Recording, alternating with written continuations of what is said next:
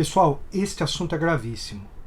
Até o momento tinha evitado trazer ele aqui porque ainda faltava uma prova substancial, mas agora a subsecretária de Estado do governo dos Estados Unidos, Victoria Nuland, reconheceu: os Estados Unidos possuem laboratórios de armas biológicas na Ucrânia e a Rússia e a China estão denunciando para o mundo possível uso militar dessas armas, que podem causar uma nova pandemia. Entendem a gravidade desta situação?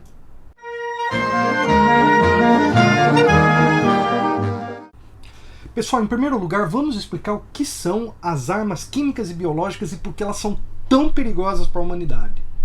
As armas químicas e biológicas foram utilizadas nas duas guerras mundiais para fazer extermínio em massa da população.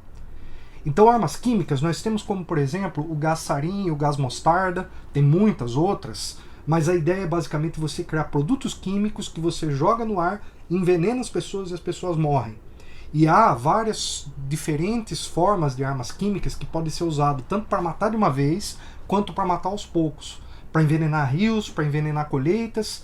Então há muitos tipos de armas químicas, há toda uma tecnologia, uma engenharia da matança para usar as armas químicas. Mas muito pior ainda do que as armas químicas são as armas biológicas. As armas biológicas, elas consistem em manipular vírus e bactérias para promover extermínio de populações em massa.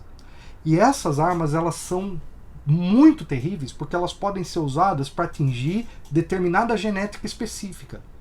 Ou seja, a partir de uma arma biológica é possível fazer um genocídio por raça, por cor, por diferença étnica. É uma coisa gravíssima que hoje, depois de tudo que aconteceu nos últimos séculos, as pessoas voltem a utilizar esse tipo de arma no combate. E aí, a denúncia que vem, ela é gravíssima pelo seguinte: os Estados Unidos estão reconhecendo que tinham esses laboratórios, e quem reconheceu isso foi ninguém menos do que Victoria Nuland, que tem um envolvimento de longa data com a Ucrânia. Vamos lembrar quem foi ela no golpe de 2014. Vazou um áudio dela que o serviço de espionagem russo conseguiu interceptar e soltar, no qual ela falava União Europeia. Nós gastamos 5 bilhões de dólares nesse golpe e queremos que seja do nosso jeito. Ou seja, que hoje a subsecretária de Estado dos Estados Unidos, e na época era embaixadora na Ucrânia, reconheceu que os Estados Unidos bancaram e financiaram o golpe de Estado na Ucrânia. E agora o que está acontecendo? Essa ameaça das armas químicas e biológicas, ela volta. No caso, com a presença reconhecida pelos Estados Unidos de laboratórios preparados para montar arsenais biológicos na fronteira com a Rússia. Então, nós aqui, que somos especialistas e acompanhamos essa situação, estávamos vendo tecnicamente o problema das armas atômicas, porque a gente sabe que esse é um problema que surgiu nos discursos, que tem o antecedente de Chernobyl, que fica na Ucrânia, que tem toda a questão do memorando de Budapeste. Então nós sabíamos do risco nuclear e o quanto a entrada da Rússia nesse conflito foi guiada por esse aspecto também. Agora, esse aspecto das guerras biológicas é algo que eu já venho acompanhando há um tempo, mas eu ainda classificava isso como possíveis teorias das conspirações. Por que possíveis? Porque pode ser ou pode não ser. A questão é que a gente precisa ter muita calma antes de dizer exatamente o que é e o que não é. E a Rússia fez essa denúncia. Quando a Rússia fez essa denúncia, eu acendi o sinal amarelo e falei: vamos prestar atenção. Pode ser propaganda de guerra ou pode ser um fato. A partir do momento em que uma política dos Estados Unidos, pessoa que está da alta hierarquia do Departamento de Estado dos Estados Unidos, reconhece isso como algo real.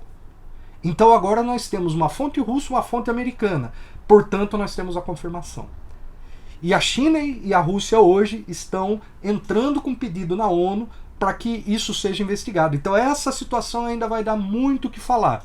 E aí vamos explicar para vocês então o que são as armas químicas e o que são as armas biológicas.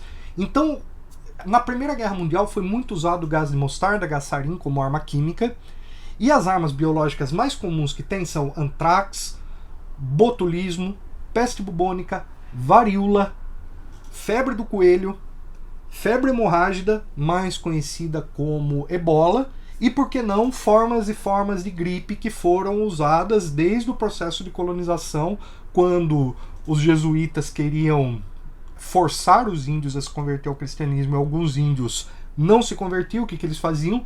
Contaminavam as roupas que eles davam para os índios com as doenças que os índios não tinham imunidade, e isso causou um extermínio em massa. Então essa técnica é usada já há séculos, mas hoje ela tem um grau de refinamento, de sofisticação, que é como eu falei para vocês, vocês podem atingir determinado grupo étnico, ou um simples vazamento desses tipos de patógenos podem gerar o quê? Uma nova pandemia. Vocês já pensaram? Acabamos de viver uma pandemia que nem terminou, que a gente está o tempo inteiro tendo uma onda voltando, de repente surge uma nova pandemia por causa da irresponsabilidade dos Estados Unidos de colocar laboratórios de armas biológicas na Ucrânia. Então isso tem que ser denunciado. Os Estados Unidos usaram como pretexto para invadir o Iraque exatamente o uso de armas químicas e biológicas. E agora, essa situação que se desponta na Ucrânia precisa ser investigada seriamente. É preciso que se tenha clareza dos objetivos desses laboratórios e que seja imediatamente instaurado uma forma para se investigar e que, se necessário, Estados Unidos e Ucrânia sejam punidos pela ONU pelo crime de colocar a humanidade em risco, porque isso é um risco não só para os russos, isso é um risco não só para os ucranianos, mas isso pode se espalhar rapidamente. Vocês já pensaram no perigo que tem da gente entrar para uma nova pandemia? Então este vídeo aqui era basicamente para a gente chamar atenção para esse alerta. Chamar atenção